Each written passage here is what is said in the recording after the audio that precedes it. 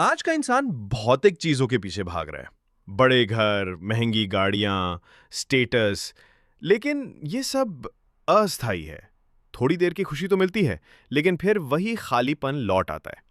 हिंदू धर्म के ग्रंथ वेद, उपनिषद और गीता हमें याद दिलाते हैं कि सच्चा सुख आत्मा से आता है, बाहर की चीजों से नहीं। ऋषि मुनियों ने हजारों साल पहले चेतावनी दी थी। जो वस्तुएं नश्वर हैं, उनसे कभी स्थायी संतोष नहीं मिलेगा। गीता में श्री कृष्ण कहते हैं, जो व्यक्ति सुख दुख लाभ हानि में एक समान है, वही सच्चा योगी है। तो भौतिक चीजें अपनाइए, लेकिन उन्हें जीवन का केंद्र ना बनाइए। अब बात करते हैं गुस्से की। आज अगर कोई हमारे साथ गलत व्यवहार करता है तो हम तुरंत आक्रामक हो जाते हैं। यह गुस्सा हमारी शांति को नष्ट करता है और आगे चलकर चिंता और अवसाद में बदल सकता है। उपनिषदों में कहा गया है, क्रोध मनुष्य का सबसे बड़ा शत्रु है। श्रीमद् भगवद गीता में भी श्री कृष्ण कहते हैं, क्रोध से मोह उत्पन्न होता है और मोह से बुद्धि का नाश। जब कोई हमारे साथ बुरा करता है, तब हमें भगवान की दीर्घकालीन योजना पर विश्वास रखना चाहिए। कभी-कभी जो हमारे लिए तकलीफ है, वही हमारी आत्मा के विकास का कारण बनती है। बस मुस्कुराइए और अपना कर्म करते रहिए। भगवान पर विश्वास रखिए, क्योंकि जो ऊर्जा आप अपने काम में डालते हैं, वो कभी व्यर्थ नहीं जाती। अब बात करते हैं ईर्ष्या की। जब कोई आपसे बेहतर करता है, बड़ी नौकरी, अच्छी कार या ज्यादा सफलता, तो आपके मन में जलन होती है। लेकिन ये ईर्ष्या आपको तोड़ देती है। वेदों में लिखा है, दूसरे की संपत्ति को देखकर भी यदि मन स्थिर रहे, तो वही आत्मा का सच्चा विकास है। हमें जलन नहीं, बल्कि प्रेरणा लेनी चाहिए।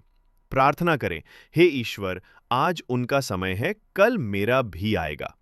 जब आप किसी की सफलता में खुश होते हैं, तो ब्रह्मांड भी आपकी ऊर्जा को पहचानता है। अब बात करते हैं प्रकृति की। अगर आप खुद को खोया हुआ महसूस करते हैं, दुखी, तनाव में, भ्रमित, तो 30 दिन सिर्फ प्रकृति में बिताइए। सुबह की हवा, पक्षियों की आवाज, नंगे पांव मिट्टी पर चलना, ये सब शरीर और मन दोनों को शुद्ध करता है। वेदों में कहा गया है, प्रकृति ही सबसे बड़ी औषधि है। ऋषि मुनि पहाड़ों, जंगल, क्योंकि वहां की ऊर्जा शुद्ध थी। हर दिन कुछ समय प्रकृति में रहिए, मोबाइल से दूर, सिर्फ खुद के साथ। आपको अपने अंदर वो शक्ति मिलेगी जो आप भूल चुके थे।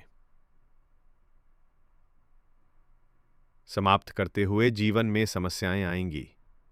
भौतिक लालसा, क्रोध, ईर्ष्या, भ्रम। लेकिन हमारे पास हजारों साल पुराना ज्ञान है, वेद, उपनिषद, गीता, जो आज भी उतना ही प्रासंगिक है। उस ज्ञान से जुड़िए, आत्मा से संवाद कीजिए, प्रकृति में जाइए और सबसे जरूरी, भगवान पर भरोसा रखिए। आपका हर कर्म, हर प्रयास एक दिन रंग जरूर लाएगा।